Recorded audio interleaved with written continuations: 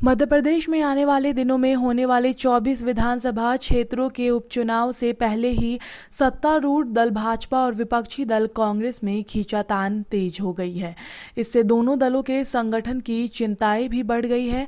आपको बता दें कि राज्य में लगभग 1.5 साल तक कांग्रेस की सरकार रही है।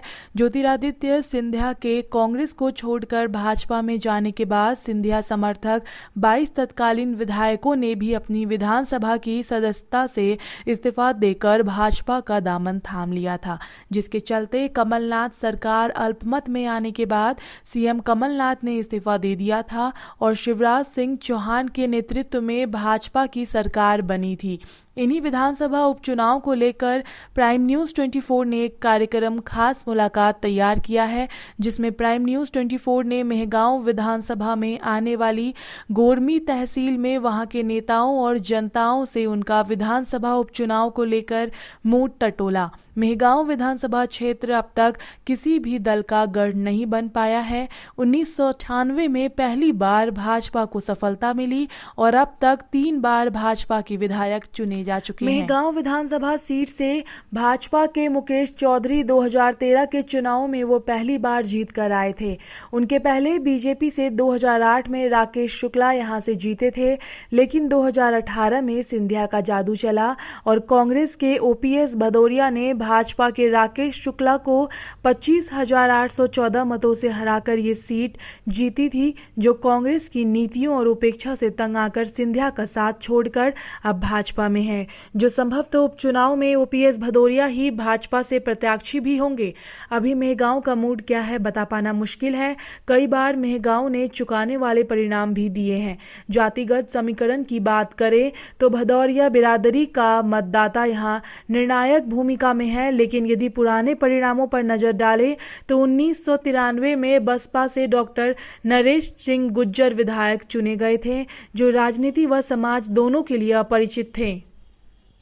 नमस्कार दर्शकों, आज हम आपको जोड़ रहे हैं प्राइम न्यूज़ 24/7 से, जहां हम खास मुलाकात में आज गोरमी पहुंचे हैं। जहां गोरमी के अंदर जिस प्रकार से उपचुनाव की नीति अपनाई जा रही, उपचुनाव मध्य प्रदेश के अंदर होना है और उपचुनाव में आखिर क्या होंगे नेताओं के वादे, क्या होंगे जनता के इरादे, जानते हैं इस विषय पर खास मुलाकात में। आज भारतीय जनता पार्टी से हमारे बीच में मौजूद मेहमान हैं सुभाष थापक, मंडल अध्यक्ष हैं जो कि यहाँ गोरमी से ही हैं, जयवीर पुरोहित मंडल उपाध्यक्ष हैं जो कि यहाँ गोरमी से ही हैं, मनीष अग्रवाल युवा मोर्चा पूर्व अध्यक्ष रह चुके हैं, कुलदीप पांडे भारतीय जनता पार्टी से हैं, कमलेश बेशौंदर महामंत्री भारतीय जनता पार्टी से हैं, अरविंद वर्मा जो कि यहाँ भारतीय जनता पार्टी से हैं। ये एक विशेषज्ञ टीम है भारतीय जनता पार्टी की जो कि गोरमी के अंदर विशेष अपनी उपस्थिति रखती है। बात करें कांग्रेस पार्टी की, अब एक तरफ कांग्रेस पार्टी की टीम भी मौजूद है, जहां कांग्रेस पार्टी के नेता राजेंद्र सिंह नरवरिया जी कांग्रेस पार्टी ब्लॉक अध्यक्ष हैं, जगत सिंह यादव कांग्रेस पार्टी जिला उपाध्यक्ष,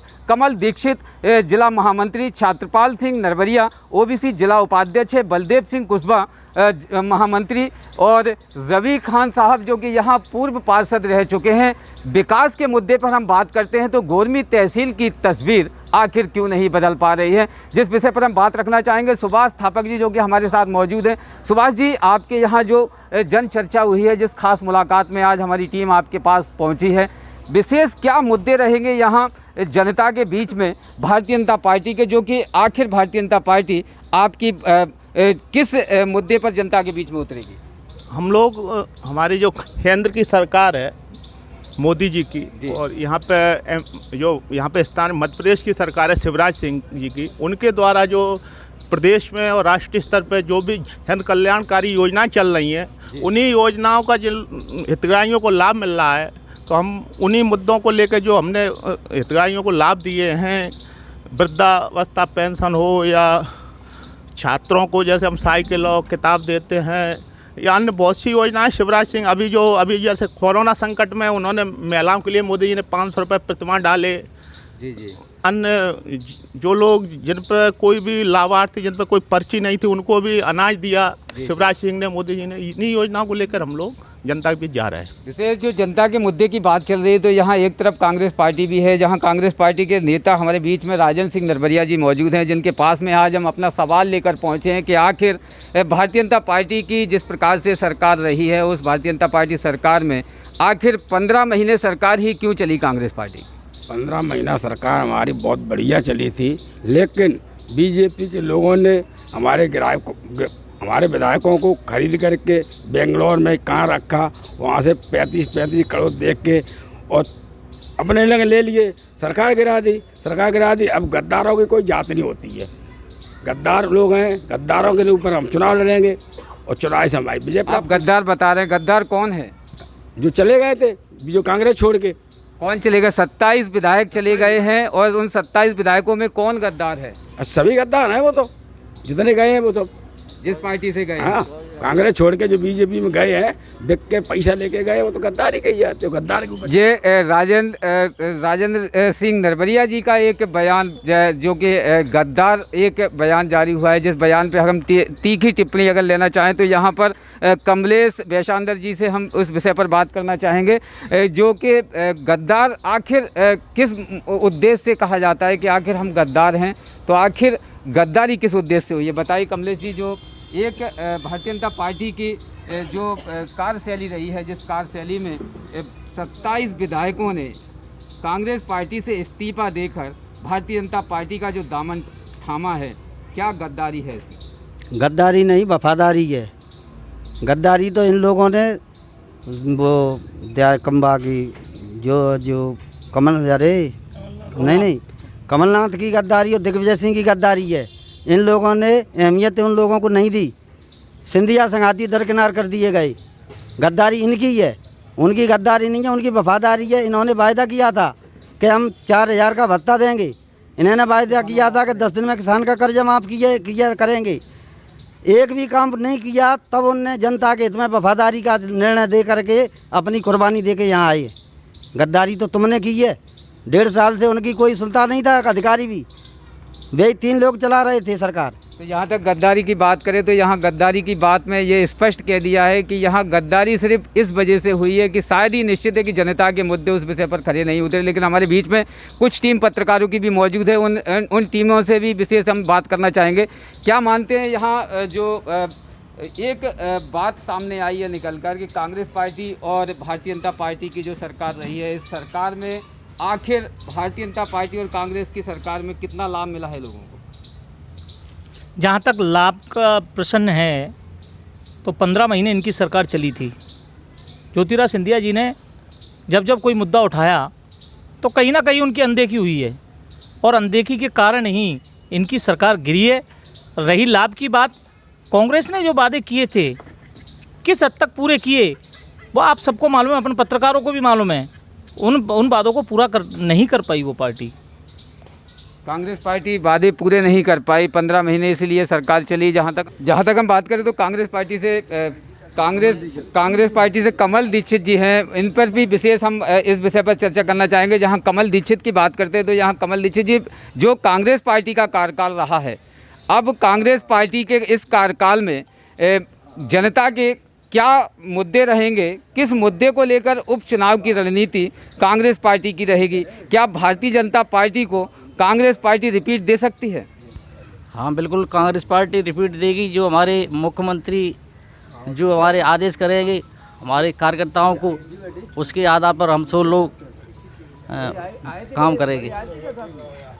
मुख्यमंत्री अभी कांग्रेस पार्टी में ये नाम चिन्हित भी नहीं हो पाए हैं कि आखिर मुख्यमंत्री कौन रहेंगे, जिसमें एक तरफ हम बात करें तो यहाँ आखिर किस मुद्दे पर भारतीय जनता पार्टी का चुनाव, कांग्रेस पार्टी का चुनाव, दोनों उपचुनाव में किसकी जीत होगी, तो इस विषय पर कौन सही बात कहेगा और क्या राय रहेगी, इस विषय पर हमारे बीच में मनीष अग्रवाल जी हैं, जयवीर पुरोहित जी हैं। जो जयवीर पुरोहित जी विशेष इस खास मुलाकात में वो पूरी चर्चा रखेंगे, जिस चर्चा के तहत निश्चित है कि भारतीय जनता पार्टी और कांग्रेस पार्टी की आखिर इस रणनीति में भारतीय जनता पार्टी को ही लोग क्यों चुने। बताएं मनीष जी, जो भारतीय जनता पार्टी की एक कार्यकारिणी है, उस कार्यकारिणी के तहत भारतीय जनता पार्टी का चुनाव होगा या कांग्रेस का चुनाव महंगा होगा?